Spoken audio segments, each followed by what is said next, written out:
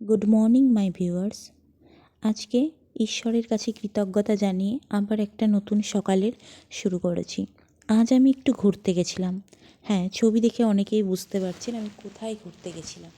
তার কারণ এই জায়গাগুলো না অনেক সিনেমাতে দেখানো হয়েছে, অনেক বাংলা সিরিয়ালেও আমরা এই জায়গাগুলো দেখেছি। আমি এখানে গেছিলাম, চলুন আপনারাও আমার সাথে। আমি এখন টোটো করে আমার উদ্দেশ্যের পথে যাত্রাটা শুরু করে দিয়েছি। এই সাইডগুলো যেগুলো দেখছেন এগুলো হচ্ছে বিএসএফের হেডকোয়ার্টার। আমরা অনেকটা বলতে গেলে বর্ডার সাইডের দিকেই থাকি। আপনাদের সাথে কথা বলতে বলতে আমি আমার উদ্দেশ্যে পৌঁছে গেছি, মানে আমি যেখানে যেতে চাইছিলাম সেখানে আমি পৌঁছে গেছি। এই যেগুলো দেখছেন এইগুলো হচ্ছে বাইরে স্টল বসেছে, 2-3টি দোকান আছে। এখানে সব বাঁশের তৈরি হাতের কাজের জিনিস পাওয়া যাচ্ছে। এগুলো প্রত্যেকটায় বাঁশ আর কাঠ দিয়ে তৈরি, কিন্তু হ্যাঁ এগুলোতে একটু দাম বেশি বলছিল, ওই জন্য কেনাটা একটু মুশকিল ছিল। কিন্তু তবুও এদের হাতের কারুকার্যগুলো অতি সুন্দর এবং প্রতিটা জিনিসই খুব ভালো লেগেছে। কিন্তু আমি একটাও কিনিনি। ফুলগুলো দেখুন খুব সুন্দর, এগুলো 100 টাকা করে বলছিল। ফুল সহ ফুলদানি এক একটা 100 টাকা করে দাম ছিল। এখানে কিছু আয়নাও ছিল, 150 টাকা থেকে শুরু।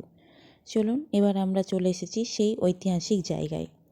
এটা হচ্ছে আমি যেখানে যাচ্ছি, অনেকেই হয়তো বুঝতে পারছেন, কাঠগোলার বাগান বাড়ি। অনেক সিনেমাতে কিন্তু আপনারা এই কাঠগোলার বাগান বাড়ি দেখবেন, বা অনেক সিরিয়ালেও আমরা বাংলা সিরিয়ালে বড় বাড়ি বলতে গেলে এই কাঠগোলার বাগান বাড়িকে কিন্তু দেখানো হয়। এটা 1870 সালে এই কাঠগোলার বাগান বাড়ি প্রথম খোলা হয়েছিল। এটা কিন্তু কোনো সরকারের কাছে নেই, এটার যে উত্তরাধিকার মানে জন্মসূত্রে যে উনি উত্তরাধিকার তার আন্ডারেই এই বাড়িটা আছে। এই বাড়ির ভেতরে যেতে গেলে জাস্ট ফার্স্ট ফ্লোরটা আর বাগানের চারপাশটা দেখার জন্য 30 টাকা টিকিট লাগে। আমার একটা জিনিস বাজে লেগেছে যে ফার্স্ট ফ্লোরটা দেখার জন্য 30 টাকা, আর সেকেন্ড ফ্লোর থার্ড ফ্লোর দেখার জন্য আবার আলাদা করে 20 টাকার টিকিট কাটতে হবে, মানে মোট 50 টাকার টিকিট। আমরা 3জন গেছিলাম, আমি আমার মা আর দিদি। তো এখানে টোটাল লেগেছিল আমাদের 150 টাকার টিকিট লেগেছিল। আর ওই 30 টাকার যে টিকিটটা বললাম তার মধ্যে এই নিচের এই পোর্শনগুলোতেও আপনারা ঘুরতে পারবেন। এই চারিদিকে খুব সুন্দর সুন্দর ফুল আছে, এখানে সব চন্দ্রমল্লিকা ফুল বিভিন্ন কালারের আছে। আর এই সাইডে যেগুলো দেখছেন, এক সাইডে চন্দ্রমল্লিকার ফুল আছে আপনার, আর আপনার পরের সাইডটা আমি দেখাচ্ছি। এখানে যদি দেখেন আমাদের গ্রামের ভাষায় আমরা এগুলোকে মোরগ ফুল বলি। আমি জানি না আপনারা কি বলেন, আমাকে জানাবেন কমেন্ট করে যে আপনারা এই ফুলগুলোকে কি ফুল বলেন। এই যে লাল ফুলগুলো আমরা গ্রামের ভাষায় এগুলো বলি মোরগ ফুল। এত সুন্দর না এই চারিপাশের পরিবেশটা, মানে অসাধারণ এই জিনিসগুলো। এই উপরে যে বড় বড় গাছগুলো দেখছেন এইগুলো হচ্ছে আপনার আম গাছ।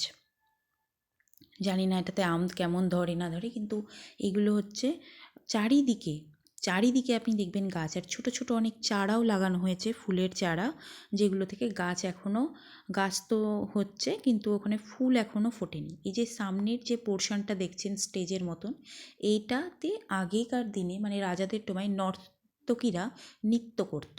এখানে বিখ্যাত নর্তকী হীরাবাই, যিনি 1 ঘন্টা নাচার জন্য 5,000 স্বর্ণমুদ্রা নিতেন, তিনি এই জায়গাটাতে নৃত্য করতেন। আর এগুলো বসার জায়গা, এখানে রাজারা বা তাদের মন্ত্রীরা বসতেন। এটা হচ্ছে সেই কাঠগোলার বাগান বাড়ি।